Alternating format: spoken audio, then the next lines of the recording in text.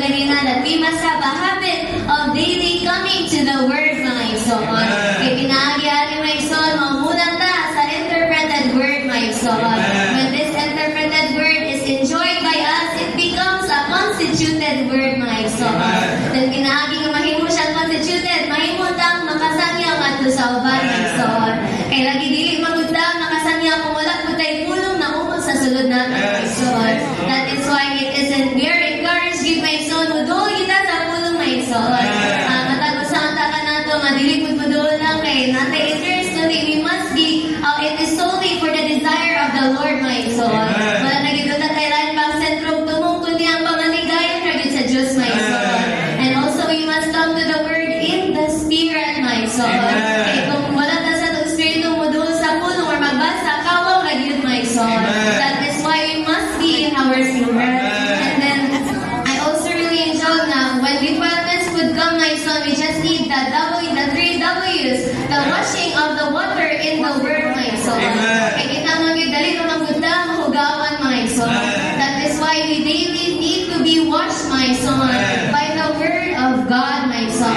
In this way, mahimot ang magamit sa Ginoo, my son. Ang magamit na magit sa Ginoo, mga po na ang diligent people, my son, ang kanunay mo doon nga ng kanya. That is why day by day, dili ta mundang, my son. Hindi magpadayon na sa pagtay mo sa iyang pulong, my son. Praise the Lord, my son. Igsoon nga pamatigayon is masama ta, mga igsoon, sa kinabuyog kinaiya diya sa Diyos, mga igsoon. Usaon-saon na nato pagkasama sa kinabuyog kinaiya sa Diyos. Ang bugtong pamagi, mga igsoon, is kaning Biblia, mga igsoon. Nagkinahalan ka sa Biblia o sa atong Espiritu at sa tuyo nga makapahimustan ka sa pulong sa Ginoo, mga igsoon. Dili lang igo nga makapaminaw ka sa pulong, mga igsoon, kundi gidasig ka nga mas mubasa pagid ka sa pulong, mga igsoon. O ka na natong nakatunan, nakamatunan, mga igsoon, dili lang ta na alang sa atong kaugalingon. Hindi ato po nang ipaakmit sa ubang kaigsunan, mga igsoon. Kaning Biblia, kaning atong kamaturan nato nga dapat is alang man siya sa pagtukod sa lawas ni Kristo, mga igsoon. Usa karon gidasig ka, mga igsoon, nga adlaw-adlaw nagkinahanglan ka muduol gid sa pulong, mga igsoon. Lingon pa sa brother ganiya, diya sa divine mystical realm na to see is to gain Christ, mga igsoon. Sa man pagkakita ni Kristo kung wala kay basa-basa sa Biblia, mga igsoon. Nga nagkinahanglan ka sa pagbasa, ang sa tuyo nga makita ta ug makadawat ta sa kadato ni Kristo, mga igsoon. Amen. Basa unta nato sa Biblia, mahimo unta natong legal matter. Dili optional, mga igsoon. Kaya naadi tay desire na mo dispense sa kinabuhi nga nasa uban, na kinahanglan din po na pagpangulbudlay hindi nato, mga igsoon. Pagpangulbudlay pinaagi sa pagduol sa iyang pulong, pinaagi sa pagbuhat sa PSRP, mga igsoon. Because it is through our PSRP that we are able to do the PNPP. Praise the Lord, mga igsoon, at pinaagi dahil sa pagbasa ako sa pulong, we are able to digest and assimilate God's riches, equipping us to nourish others with the unsearchable riches of Christ. Nasa pahuli unsa jud ta kabulahan nga unique kita lahi ka sa uban, mga igsoon. Nga unsa putag encourage ko basa kita kanunay sa Biblia, mga igsoon. Dila nato na siya taguan, dila nato na siya display with, mga igsoon. Dapat basahan gyud nato ni, mga igsoon. And also when we read the Bible, dila ta igo nga basa lang igo, mga igsoon. Dila ta ni mahimong doktrina lamang nato. Pero sa basa ta sa Biblia, gamiton nato tong nasagol nga espiritu, mga igsoon. Ikaw na Ginoo nga unsa ta kabulan nga alang gyud sa pagtukod, mga igsoon. Kaya gamiton kanunay itong Espiritu o kanunay may contact diha niya, na intimate fellowship diha niya, mga igsoon. Always nagatawag diha kaniya and never neglect His speaking to us, mga igsoon. After the truth and would like to know the meaning of your life, you must come to the Bible.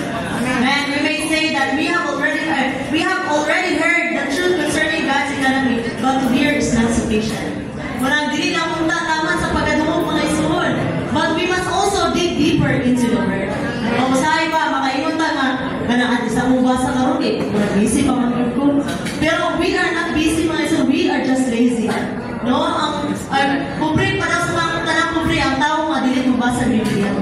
No, salamat sa Ginoo nga di ba hinumduman ta pagbalik pa pag-usap, mga igsoon pa nga we must come to the Word. Kung wala tayo tuol sa espirituhanan nga butang, sa physical nga butang, kung dili ta mukaon, mga igsoon, mamatay kita. Pero kung wala po tayo sa espirituhanan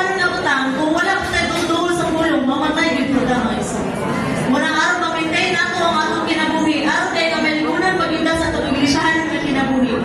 Isa ra gyud ang kailangan nato may soul. We must come to the word. Eso 4:6 mo ito, usara gyud ang akong Dios. Okay, og naginhawa. Pagdili ko sa ka Dios mga igsoon, usara gyud ang gininhawa. Mao ang tibuok kasulatan sa 2 Timoteo 3:16, no? Mao adunay usa ka Biblia. Kini usa ka Biblia bisag dilangkog ni, dilangkogan kini og sa 66 ka basahon. Usara ang gipadayag mga igsoon.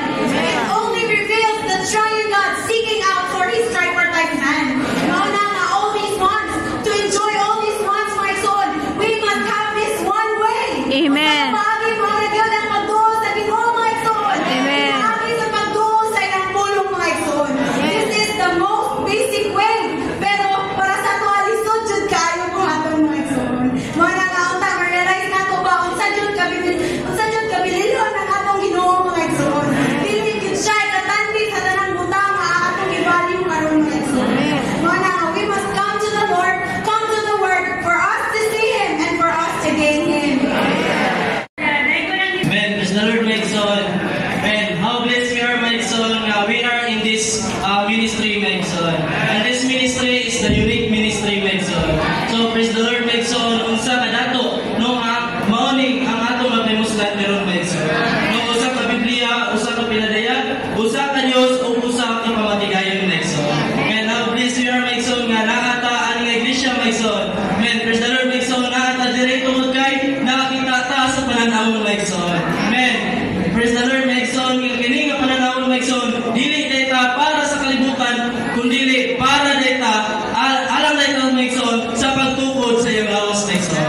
Alang data sa iyong usang lawas. Amen. Praise the Lord, my son, nga naatay usa ka Biblia karon, my son. Pinaagi ni usa ka Biblia, naapotay usa ka pagpadayag, my son. So praise the Lord, pinaagi ani, my son.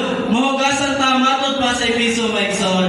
So praise the Lord, my son, no? Balikan akong sa pananawon, my son. Mapariya ang tatang Stephen, my son. Tungod sa iyang pananawon, no, nahimo siyang martyr, my son. So yun ana sa putata, my son. No, tungod sa pananawon nga atong nakita, nga alang dayta sa itutukod, alang mga materialis dayta, alang sa pagtukod sa iyang lawas, my son. Wala ti tay angay nga kadlukan, kundi lay mapay mulos lang kita kanunay siyang mga pulong, my son. Dili ko tata masama sa mga mago, no? Maigo lang ang pananawon. O dili lang sa punta ta nga masama sa mga skriba nga batid sa mga scripture. Kundi mausang ta ning duha, my son, dili sa tong pagkatao, my son.